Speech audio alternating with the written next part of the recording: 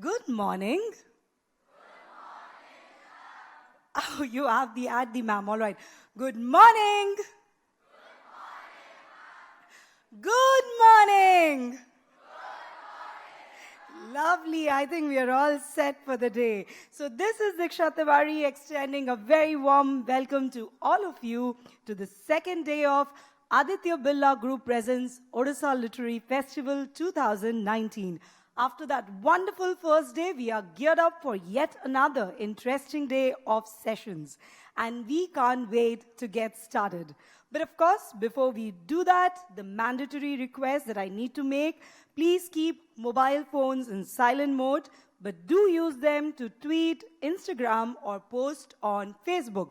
Our handle is Odisha Litfest 2019. In fact, yesterday evening, I guess some of you would have been there. The students, of course, are right now for this session. But we had a wonderful, we ended with Mr. Srinivasan, and he really kept the audience hooked to their seats with the concert in dark. And he had said something, ye selfies kahan jate hain? In fact, I would like to say that please ensure that they go to your social media handles with the tag of OLF 2019. Before we begin, I would also use this opportunity to thank all our sponsors and partners. Presenting partner, Aditya Birla Group.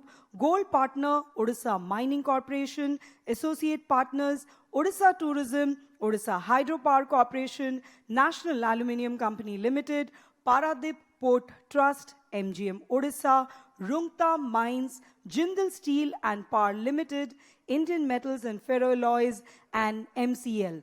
TV partner, OTV, print partner, Samaj, radio partner, 92.7, Big FM, outdoor partner, Team, hospitality partner, Mayfair, the venue, wonderful in fact, and Festival Bookstore, Oxford. So a big thank you to all our sponsors and partners. Well, we begin today with the superlative storyteller. She's already here with us, Gillian Wright. Can we hear it for her? Come on, students. Well, she'll be reading from Mishti, the Mirzapuri, Labrador, and other tales. And now may I take this opportunity to invite senior journalist Ms. Kaveree Bamzai to introduce her. With a big round of applause from all of you. So good morning, everyone. And please don't call us ma'am. We, anyway, I think feel 100 years old. I do. Thank you so much for being here. And I have Gillian Wright here, who is a translator, a writer, a chronicler of India, a lover of India. She studied Hindi, Urdu, everything. Politics and history. Yes. And she's translated some wonderful novels. Sri Lal Shukla's Rag Darbari and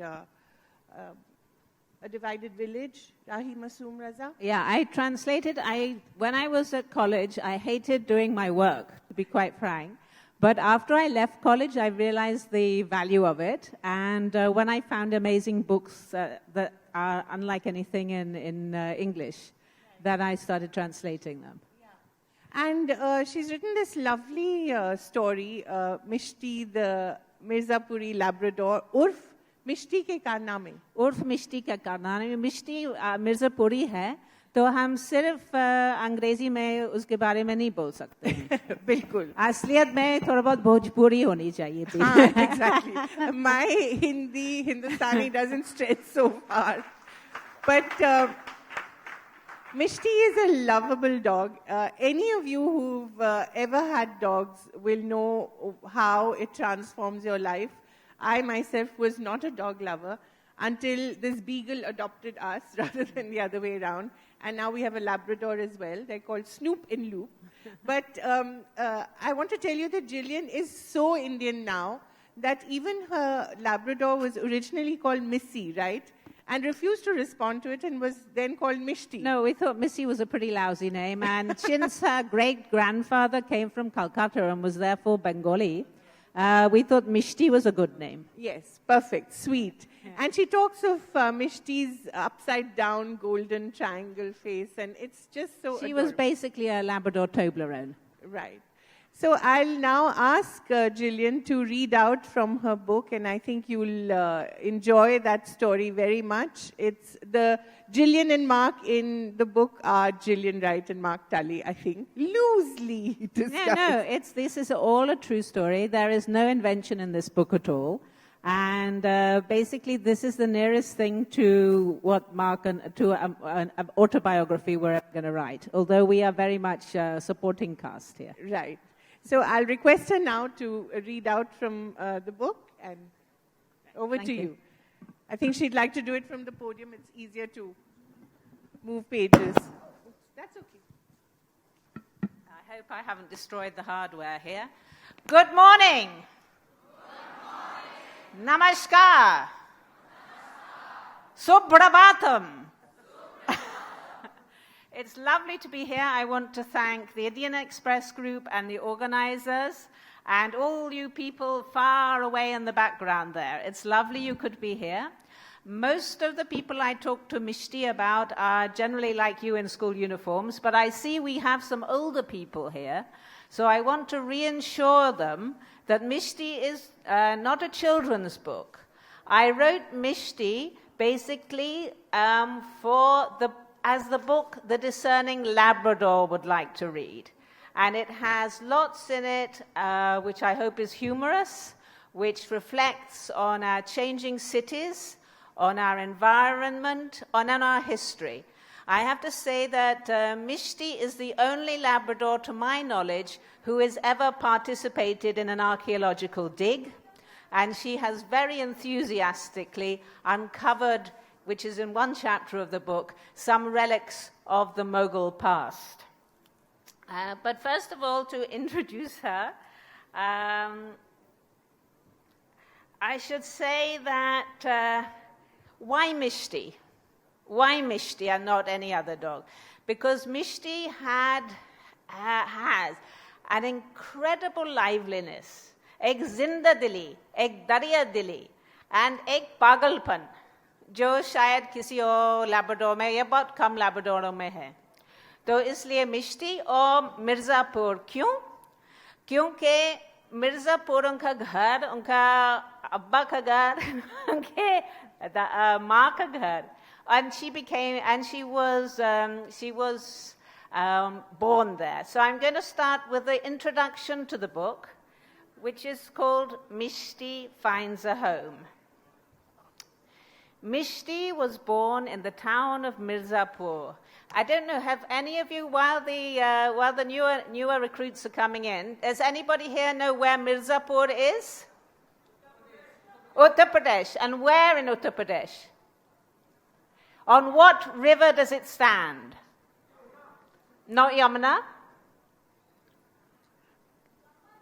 Sorry? Ganga, did you say? I hope you said Ganga. I can't hear you because that's right. It stands on the Ganga in a big curve of the Ganga. And Mirzapur is famous for one thing in particular, and that is for carpets, for handmade carpets. And Mishti was born into on a place on the banks of the river Ganga in Mirzapur, which was the headquarters of a big, big carpet factory. Now, if you could settle down, that would be lovely, and then I'll begin.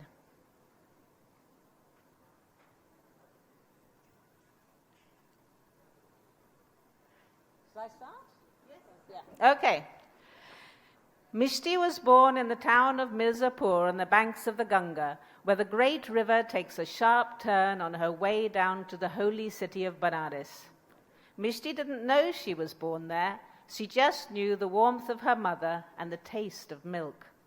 After 2 weeks, little golden mewing Mishti opened her puppy eyes and saw her mother. 2 weeks later, 2 hands came down and took her away. These 2 hands belonged to Sally. Sally, too, had been born in Mirzapur and lived in her parents' old house, the Borough Bungalow, next to the river in the quiet end of town. She cuddled Mishti as they drove there, and Mishti looked up at her out of the window at her first sight of the world outside. Her eyes were bright. Adventure was in her blood. The car drove through the gates of the compound and came to a halt. Sally carried Mishti past the grapefruit and mango trees and vegetable patches where hearty chuck and other mysterious vegetables were grown. She put her down on the lawn. Mishti smelt the grass. Clouds of butterflies fluttered between the bushes. Mishti tried to catch them. The Burra bungalow was big and old, with a veranda all the way round, and Mishti discovered chewy cane furniture. Mishti lapped up a milky meal in the kitchen and explored indoors where the floors were covered with beautiful antique brown and golden carpets made by the master craftsmen of Mirzapur. No people in India actually can make such wonderful hand-knotted wool carpets as the people in Mirzapur. She soon discovered that she was not the only Labrador in the compound. There was also a large, light-eyed golden Labrador full of confidence, and his name was Sultan. He was Mishti's father and best friend of Edward, Sally's brother. Edward was not fond of walking, so twice a day Sultan would walk with Suleiman Chacha, who was the oldest man on the compound and the best at looking after dogs, all the way round the compound and meet all the gardeners and staff. There were a lot of staff, as the compound was the headquarters of the biggest carpet company in the whole of Mirzapur. Every evening after his dinner, Sultan would come and meet Sally and Edward and their guests on the veranda. He was expert at eating pistachio nuts and spitting out the shells. Few Labradors can do this. Two of the people who watched in disbelief as Sultan spat out a pistachio shell were Mark and Gilly. They lived in Delhi and were old friends of Edward and Sally. They found tiny Mishti enchanting. Their Labrador had just died, and Edward was sad for them. He suggested they might like to take Mishti, but Mark and Gilly, that's me, were not ready to have another dog. Before they left, Edward called the staff at the Burra bungalow and all the children who lived on the compound for a photograph with the visitors from Delhi. Sultan and Mishti were naturally included. He sent a copy of the photograph to Mark and Gilly to remember them by. And so we first met Mishti, but Mishti continues in Mirzapur, living on the big compound where the carpets are finished and sent out to the rest of the world, until circumstances with a capital C intervene, and she is forced from her comfortable home. And you have to read the book to find out how that happens. And she finally ends up at 3 o'clock in the morning outside the door of our house in Delhi, accompanied by a crowd of Mirzapuris clutching massage oil, because she had a bit of a limp, and a blanket. And thus Mishti came into our lives.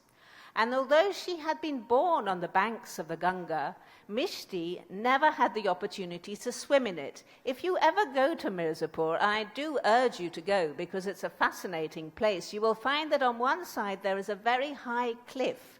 So you need to scramble down it like anything to get down to the water. So Mishti had never learnt to swim. So we took her to see the Ganga in another place, above Haridwar. And one of her adventures there was to nearly drown herself. But again, you would have to read the book to discover how she survived from that. But I'm going to come on now to when Mishti also has puppies, and Mishti has a fan club, and to talk about the time when one of her puppies is a little grown up. And it'll illustrate better than anything else, perhaps, what Mishti can do that no other dog can do. The chapter is called Misty Plays with Fire. Mishti loved digging. Sitting in muddy puddles satisfied her, and digging in mud delighted her. And so she, and sometimes Sony too, were often more black than golden. But they were never allowed into the house as black Labradors, and always had to have a bucket bath first and be rubbed down with a towel while they played towel tag of war. During the winter, it's very cold in Delhi, and so they were kept away from mud and baths as much as possible, as they could easily catch a chill. But one winter day, they had had a muddy morning, and so Gilly, that's me, had to wash them. She rinsed the shampoo out of their fur and rubbed them as dry as she could. In the new Delhi dog parlours, Gilly had seen people use hairdryers to dry dogs after a bath. But Gilly knew that Sony and Mishti didn't like hairdryers. In fact, they behaved as if they were the evil aliens from outer space. When she pointed a hairdryer at them, they would bare their teeth and bark dementedly. Strangely enough, they had the same reaction to toothbrushes. If you held out a toothbrush and walked towards them, they would bark hysterically and reverse out of the room. They didn't like the vacuum cleaner either. So as Gilly wanted Sony and Mishti to dry off quickly after their bath, and a hairdryer was out of the question, she turned on the blower, the fan heater in the bedroom, shut the door to keep the warmth inside, and went about her work. She thought they would settle down on their dog beds in front of the heater and soon get dry. It was a busy sort of day. Gilly started working on her laptop in their office room. 2 carpenters were in the house making some more bookshelves, as the one thing Mark and Gilly had a lot of was books. Every day more arrived in the post. Piles of them lay around the house. It was a busy day upstairs, too. There was an advertising office there, and they had lots of visitors of their own. About 10 minutes after Gilly started work, Bubbly, who cooks for them, came in panic-stricken. "Bedroom ke darwaze se ke niche se dua nikal rahi hai," she cried. Gilly ran across the sitting room to the bedroom. Smoke was indeed drifting out from underneath the bedroom door. Inside, the dogs were barking. She threw the door open. A terrifying sight met her eyes. The room was ablaze, flames leaping up the curtains. It was full of smoke. Her first priority was the dogs. She called, "Mishti, Sony, come!" They trotted out immediately, and once she saw they were safe, she shut them in the spare bedroom a good way away from the fire. Meanwhile, Kaka, who was Bubbly's son, had heard the noise. He was actually a lot more sensible than the whole of the household. He immediately rushed to the master switch to turn off the electricity supply to the house. Gilly and Bubbly hurried to fill buckets with water. The carpenters came to help, and seeing the smoke, all the office staff from upstairs ran downstairs with buckets. In just a few minutes, there was a swift supply of buckets and pots of water pouring onto the flames. Soon the fire was extinguished. At this point, Mark, who had been reading a very interesting and absorbing book in the garden and so hadn't heard a thing, walked in and asked, "Has anything happened?" Gilly and Bubbly looked at each other in amazement. Black smoke still swirled around the sitting room. The bedroom curtains and blinds and some books and papers were destroyed, and the ceiling and walls were black. Everyone now had time to think. How could this have happened?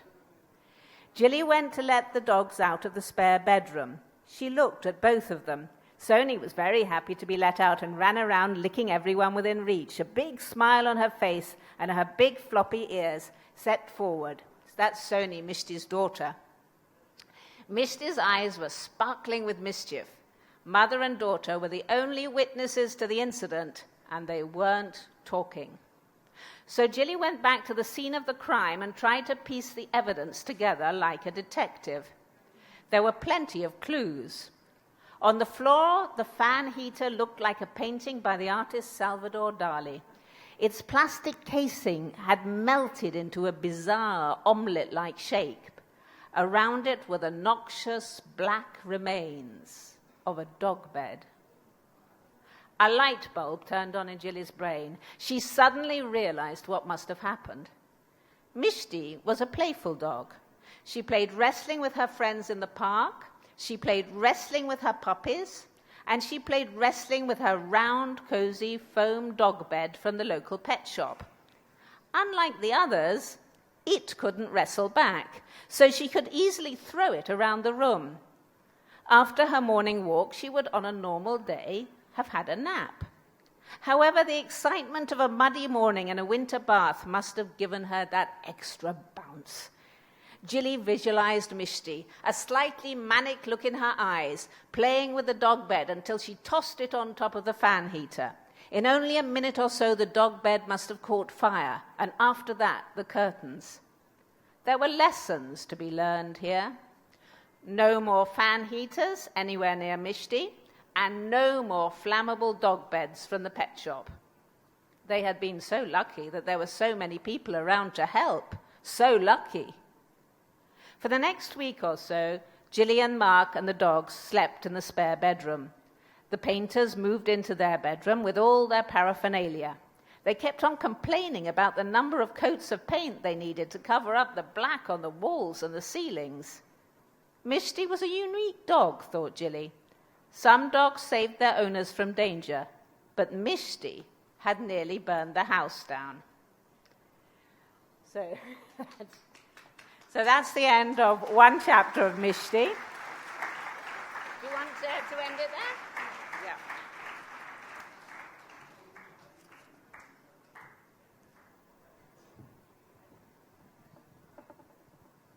So how did Mishti change your lives? I think Mishti, I think one of the important things, as you said, as a human being, is to interact with non-humans. Yes. And I think that enriches you immensely when you realize how, in fact, close you are to things that are non-human. I think we live far too much in our own human bubble. Right. So that's what I would say. And what are the things Mishti taught you?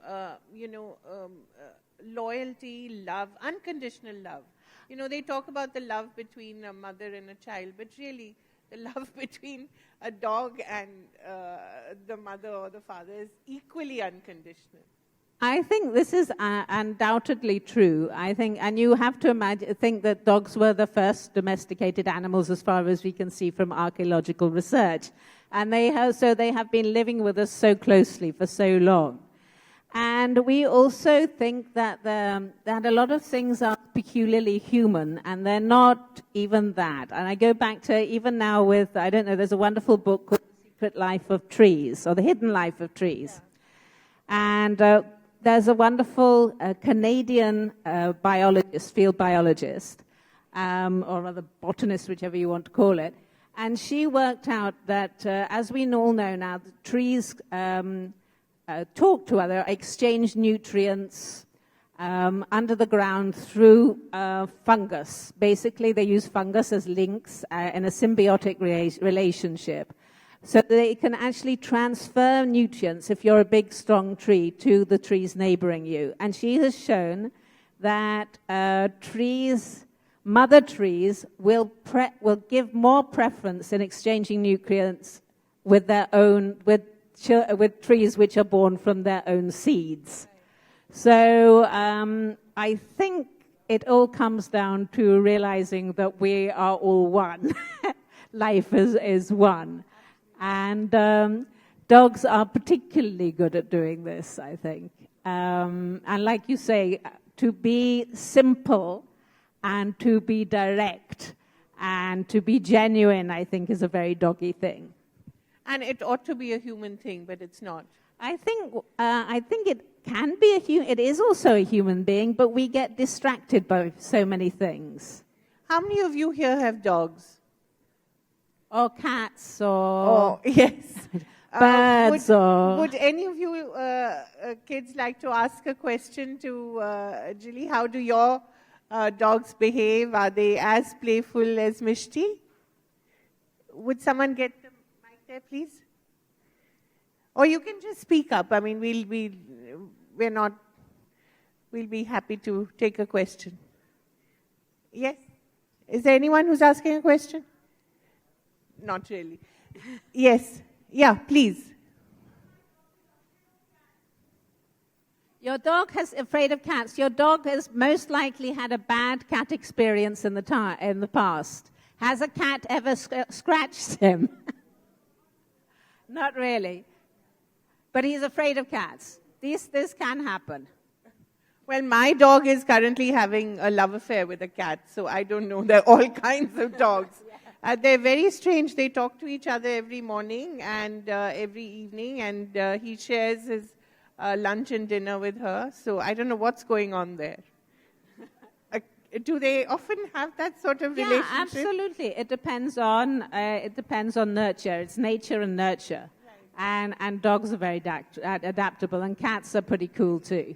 Cats are too cool, aren't they? They just don't care so much about you. They don't care so much about them. They're a touch wilder. No, they're not quite as domesticated. Yeah. They have that feral side never really goes away, I think. Whereas dogs are so gentle, and especially a lab. I mean, I hope all of you know what a lab is like. It's quite gigantic.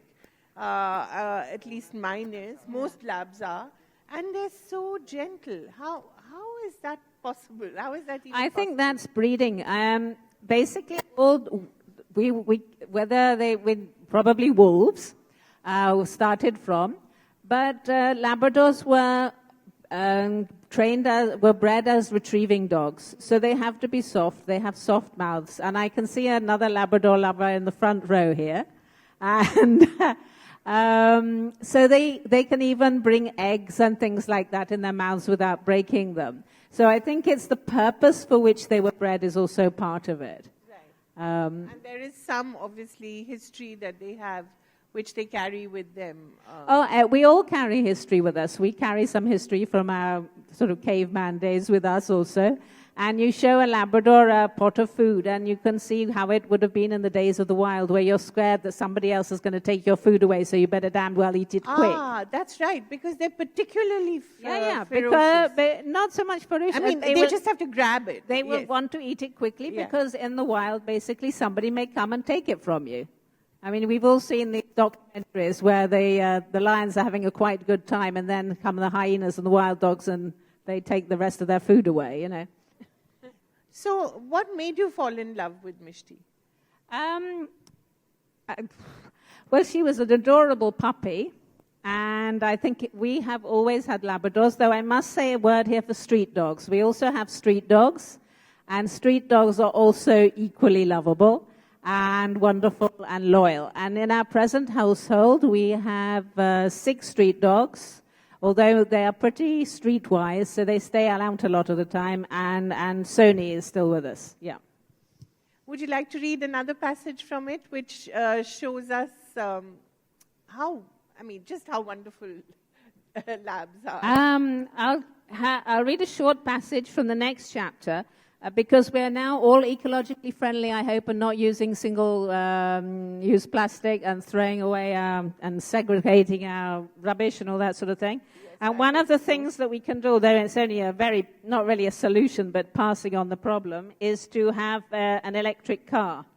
So I don't know if you've seen little cars called Revas, which are electric cars which are now made by Mahindra, and before they were made by the Reva company. And we had one of the first ones.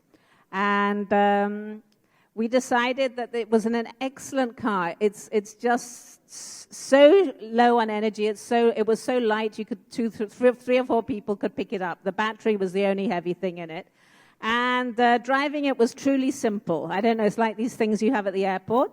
You don't have gears. You had F for forward, R for reverse, and N for neutral, and then you put your foot on the accelerator.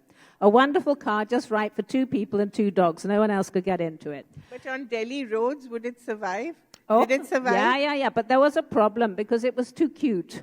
Okay. So basically, one day I was in the car, and one of Mishti's fan club was in the car, who's a very, very beautiful girl, and there were 2 blonde Labradors in the back. So there was blonde girl, pretty Indian, 2 Labradors at the back, small, cute car. And we were all driving along, and we saw these people driving past us like that. Who are this? Who is? And then they were so concentrating on the car and the dogs and the 2 girls in the front that they actually, the car in front stopped, and 3 or 4 cars rammed into the back of them. So we caused an accident. Delhi for you. But the car survived. So I was taking her for the walk, and generally speaking. Yeah. So one day, I called the dogs to get into the car to go for their walk. They leapt in. Sony jumped into the back seat, and Mishti decided for once to stay on the floor at the front. So she's at the floor on the front. Then Gillian remembered she had left their leads indoors and went to get them. Seeing the driver's seat unoccupied, Sony immediately jumped into it. It was the best place to see what was going on, and she always sat there when she was waiting for Mark and Gilly. Mishti, on the other hand, began to explore the floor of the car and inched her way forward. So Sony was sitting in the driving seat, and Mishti is on the floor of the car beside her. When Gilly came out of the house, the car was missing. She was totally bewildered. She looked left and right and spotted the little white Reva trundling along towards the main road with Sony clearly visible in the driving seat. Her eyes opened wide. Without a moment's thought, she ran after the reaver as fast as her legs would carry her. She was no sprinter, but sheer panic gave her arrow-like speed. She drew level with the reaver, grabbed the door handle, swung open the door, pushed Sony from the driving seat, sat down, shoved Mishti from her position on top of the accelerator. Mishti was sitting on top of the accelerator and slammed on the brake. Breathing heavily, her hands shaking, she looked at the dial. Instead of leaving it pointing to N for neutral, she had left it on to F for forward. It was her fault. She couldn't blame Mishti and Sony for driving without a license. Luckily, they hadn't hit anything. She never left the reaver in forward mode again. Sony and Mishti, meanwhile, seemed blissfully unaware that they had done anything particularly different. Even though there was hardly any space inside the reaver, they jumped all over Gilly and licked her and still wanted their walk. That's quite remarkable. So, do you miss Mishti? Mishti lived to a very good age, very long age, and she passed away very quickly and happily. Sony is still with us. But this book is a tribute to her. And in fact, we never leave those who are close to us. As long as we are alive, they are alive. That's a fact. Yes.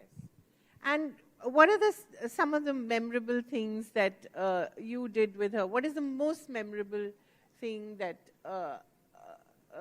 Mishti and you did together? I still think burning the house down is seared into my memory. Maybe not so unpleasant. But it was a good laugh afterwards. I think there are too many. What happened to the books, I wonder? Actually, our books in our house are so tightly packed that oxygen cannot get to them. And so the only thing that can be burnt is the spine. Okay. So how many do you have? We have many thousand. We moved house and we got rid of a few thousand to Delhi University Bookshop.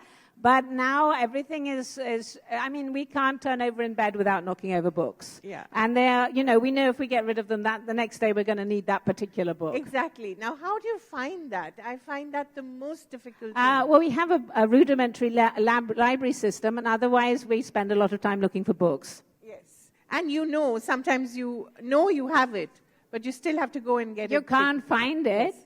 And then you buy a new one, then you find the first one. Yeah, immediately. Immediately. So what is the second most memorable thing that you and Mishti did together? Wow, that's memorable things. Oh, there was the wonderful day at the polo match. Okay. In front of a Maharani, and it was just... We would take Sony to watch polo. I don't know, any of you here know what polo is among the children, among the students?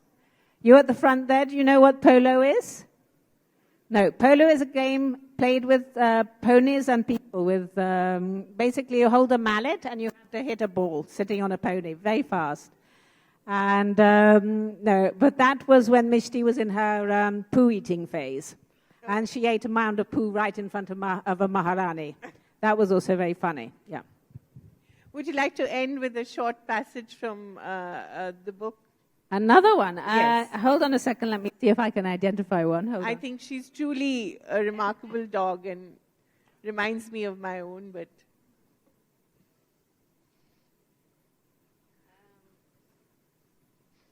How long was she with you? About 14 years. Wow. 13 years, because 1 year she was in Mirzapuri. And as you said, she came to you after the Susu potty phase, which is so good. Yeah, I wish absolutely. Children came to you like that as well. So you didn't have to train her. No, we didn't have to. We had to train her to do quite a few things. I'm surprised she didn't start reading books or writing. I have some very nice photographs of her as if reading a book. Really? I have to say that, yeah. This is one very important thing. You must celebrate Diwali here in Orissa? Yeah, in a big way. Lots of fireworks? Yeah, well, in Delhi we had a reasonable amount of fireworks, and then we got into the bomb phase. Do you have the bomb phase in here? We have the really, really, really big fireworks called bombs. Do they use them here? Yeah, they do. Well, this is what happens to animals in that sort of situation. In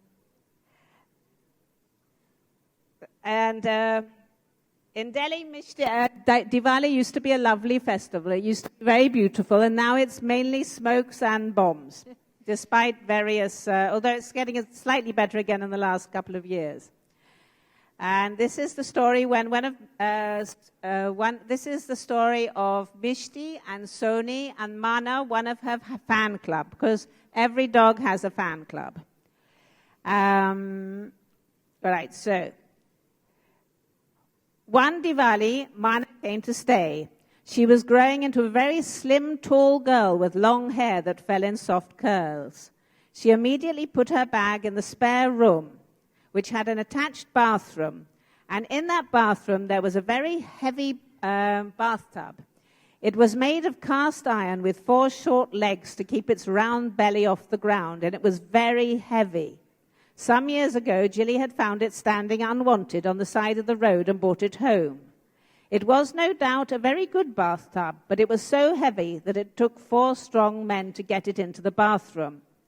That Diwali, Mana casually left the bathroom door open when Gilly called her to share some delicious milk cake and burfi. At that moment, there was a homogeneous bang, then another and another. It was as if war had broken out. The dog shivered, crouched low to the ground, and then ran out of the sitting room. Gilly and Mana wiped their fingers and went to look for them. They found Soni under Mana's bed, but they couldn't find Mishti anywhere. They looked all over the house. She wasn't in any room. Where could she be? Then Mana, who always had a lot of imagination, looked in her bathroom again. Gilly, I found her. Mana was staring at the bathtub. They both knelt down and peered under the belly of the bath. Crammed into the far corner next to the wall was a petrified Mishti, her tongue fully extended, panting with terror.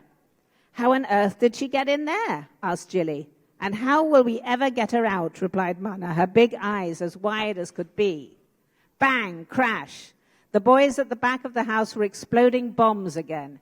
Gilly and Mana had asked them not to do it so close, but they hadn't listened. There was no question of extracting Mishti, so they tried to calm her down as best they could. Mana spread a dari on the bathroom floor and lay down on it, so their eyes were on the same level. She had a long playlist of her favorite music on her mobile, and she decided to play it to Mishti to distract her. While Mana lay on the dari, Gilly went and brought dog treats. She climbed down into the bath and, holding a treat, managed to push her arm between the corner of the bath and the wall and offer it to Mishti. The hours passed. 9 o'clock, 10 o'clock. Around 11, Mishti was persuaded to eat 3 dog treats. Her tongue wasn't so far out and her panting wasn't so bad, but she refused to budge. At midnight, Gilly and Mana decided to have a nap. Soni came out from under the bed and cuddled up to them. There were still explosions, but they weren't nearly so noisy. At 2 a.m., there was a metallic boing as Mishti tried to get out from under her bath and discovered she couldn't. Gilly, Mana, and Soni jumped up and went to the bathroom. Mishti had no hope of getting out. She was not only wedged under her bath, she was trapped between its legs and the wall. Gilly clasped her forehead, stood back, and tried to think of 4 strong men she could phone at 2 a.m. on a holiday to shift a bathtub. But Mana was Mana. She had known Mishti since she was a little girl, and Mishti was a puppy. Mishti was her friend. Suddenly, with superhuman strength, she grabbed the rim of the bath at the opposite end of the taps where Mishti was trapped. Her muscles strained, she gritted her teeth. The bathtub clanged as she lifted an inch and dragged it a couple of inches to one side. Mishti was waiting for just such a moment. Super fast, she wriggled backwards the way she had come. Gilly helped drag her out, and then she was free. Free. So that was a story of our Diwalis, and it's always worth remembering that when you're making a lot of noise, somebody else is terrified. Absolutely. I think that works for everything, not just firecrackers, for human beings too. Yeah. Thank you so much. I think a huge round of applause, please, for Mishti and Jilly and Mana, the heroine. Quite something. Thank you very much.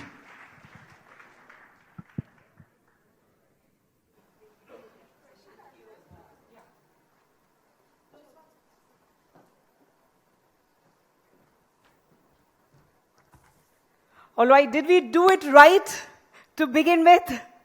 A big round of applause for Gillian Wright, please. That was a wonderful session that we had to begin with. Could I now request Editorial Director of the New Indian Express, Mr. Prabhu Chawla, to please come on stage and felicitate her with a memento as a token of appreciation.